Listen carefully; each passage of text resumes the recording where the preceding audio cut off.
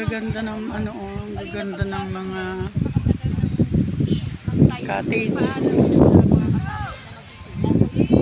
Ang dami-daming ano. Diyan sila matutulog sa tent.